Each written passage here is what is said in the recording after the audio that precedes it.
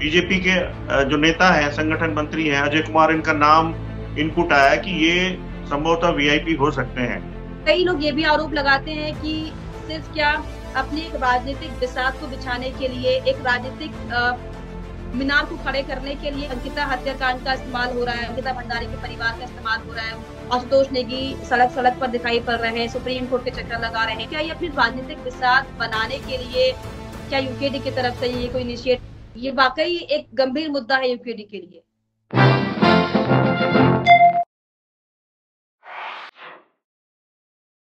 Ankita case को लेकर 2 साल का समय बीत चुका है, लेकिन अब तक अंकिता का परिवार न्याय की आस में भटक रहा है। भले ही मामले के आरोपी जेल में हैं, लेकिन परिवार अब तक हुई कार्रवाई से संतुष्ट नहीं है और इसी मामले पर अंकिता के परिवार के लिए मसीहा बनकर काम कर रहे आशुतोष नेगी हमारे साथ हैं, जो कि हाल ही में लोकसभा चुनाव में जो है उन्होंने यूकेडी से चुनाव भी लड़ा था। इस पूरे मामले के यानी कि अंकिता केस के मामले के मुख्य पैरोकार भी हैं और यूकेडी के नेता भी हैं। इनसे खास बातचीत की है, सुनिए। आशुतोष जी, बहुत बहुत मैं स्वागत करना चाहूंगी आपका फेसबुक पर। थैंक यू सर समय देने के लिए। तो धन्यवाद। इस महत्वपूर्ण सामाजिक मुद्दे को उठाने के लिए आपका बहुत बहुत शुक्रिया। इनसे सवाल किया गया कि न सिर्फ अंकिता बल्कि पूरे प्रदेश की जितनी भी बहन बेटियां हैं, उनकी निगाहें इस बात पर टिकी हुई हैं कि कम से कम अब तो न्याय मिले। धामी जी की सरकार रिपीट हो गई है, जनता को उनसे अब आस है। मुख्यमंत्री अक्सर महिलाओं के लिए, उनके सम्मान के लिए हर तरह के काम करते हैं। महिला कल्याण मंत्री रेखा आर्य भी पूरी कोशिश में रहती हैं कि महिलाओं का हक खत्म ना हो। तो ऐसे में आशुतोष नेगी किस बात की जंग लड़ रहे हैं? क्यों आशुतोष नेगी को ऐसा लगता है कि अभी भी इसमें पूरी कार्रवाई नहीं हुई है? जवाब में उन्होंने क्या कुछ कहा, सुनिए। बिल्कुल आप सही कह रही हैं कि भारतीय जनता पार्टी का तो स्लोगन ही है कि बेटी को पढ़ाओ, बेटी को बचाओ। लेकिन स्लोगन जो है हकीकत में तब नहीं उतर पाता है जब अपराधी इसी पार्टी के होते हैं। यही सबसे बड़ी अड़चन आ जाती है। और आपने देश के कई मामलों में इस तरह से देखा होगा, चाहे रेसलर्स का मामला था, महिला रेसलर्स का मामला था, उसमें जो बृजभूषण शरण सिंह थे पर सेक्सुअल एक्सप्लॉइटेशन की बातें आई थी, वहां भी आपने देखा होगा कि उन महिला रेसलर्स की बात को दबा दिया गया। और जगह जगह जहां भी बीजेपी के कुलदीप सिंह सेंगर का प्रकरण यूपी का आपने देखा होगा, वहां भी मामले पर रफा दफा कर दिया गया।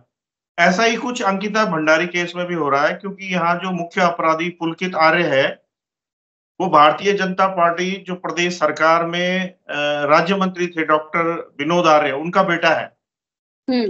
और इसी वजह से ये सारी दिक्कतें, इसमें न्याय मिलने में अड़चनें आ रही हैं। सरकार की मंशा चाहे जो भी हो, लेकिन हकीकत में जो चीजें सामने आ रही हैं वो बहुत ही निराशाजनक है। सबसे बड़ी दिक्कत ये है कि लगभग 2 साल से ऊपर हो गया है। जैसा आप जानती हैं कि 18 सितंबर 2019 को ये हत्याकांड हुआ था, तब से लेकर 2 साल से ऊपर हो गया।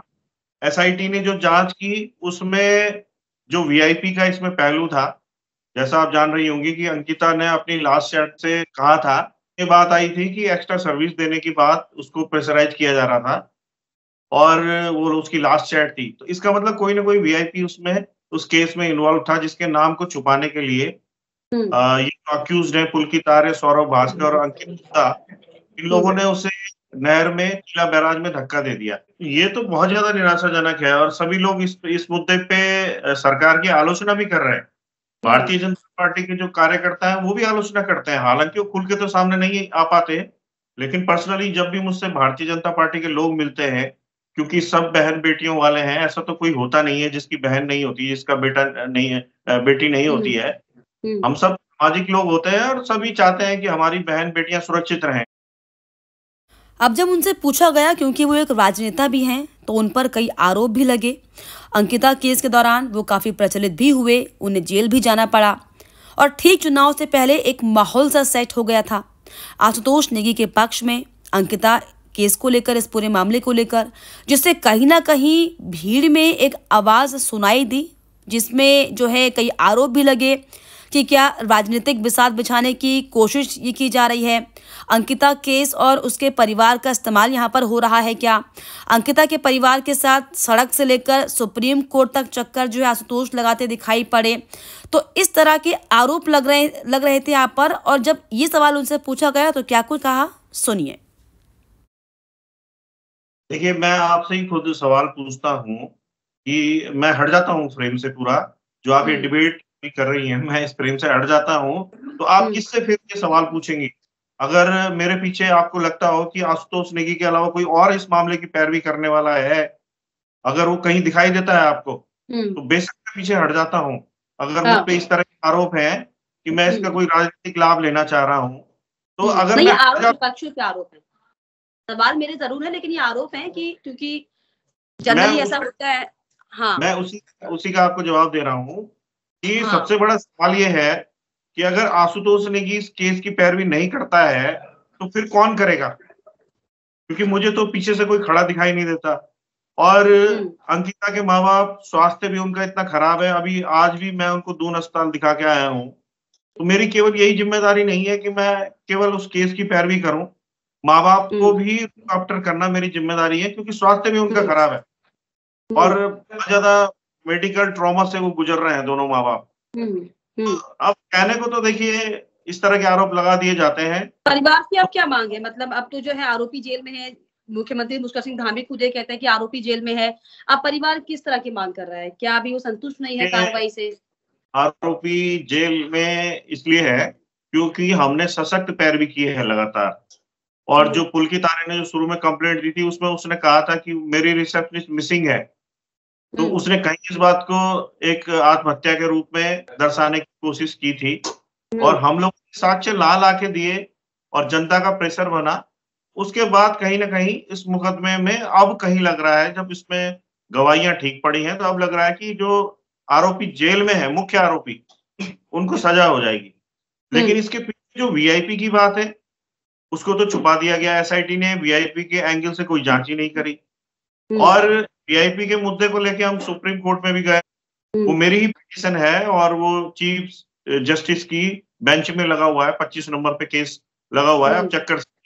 तो उसमें हमारी स्पेशल डिमांड यही है कि इसमें एक बीजेपी के जो नेता है, संगठन मंत्री हैं, अजय कुमार, इनका नाम इनपुट आया है कि ये संभवतः वीआईपी हो सकते हैं।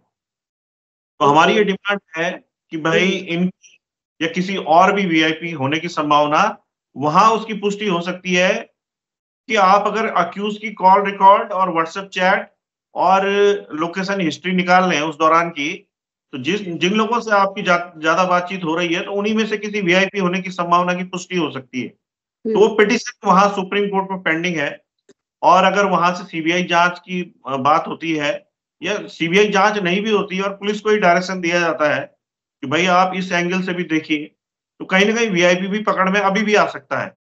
तो वीआईपी को लेकर हालांकि सवाल लगातार बना हुआ है कि आखिर वो वीआईपी कौन था। हालांकि आनन फानन में बुलडोजर कार्रवाई भी की गई थी, हम सबने देखा, एसआईटी भी गठित की गई, लेकिन वीआईपी का खुलासा अब तक नहीं हो पाया। और इसी को लेकर कौन वो वीआईपी था और किससे मिलने के लिए जो है अंकिता को फोर्स किया जा रहा था, एक्स्ट्रा सर्विस देने की बात कही जा रही थी, इसी को लेकर लगातार मामला अभी भी कोर्ट में चल रहा है। परिवार न्याय की आस लगाए बैठा है, लेकिन इस मामले पर आपकी क्या राय है हमें कमेंट बॉक्स में जरूर लिखिएगा। इसके अलावा हमारे चैनल को लाइक, शेयर एंड सब्सक्राइब करना भी ना भूलें।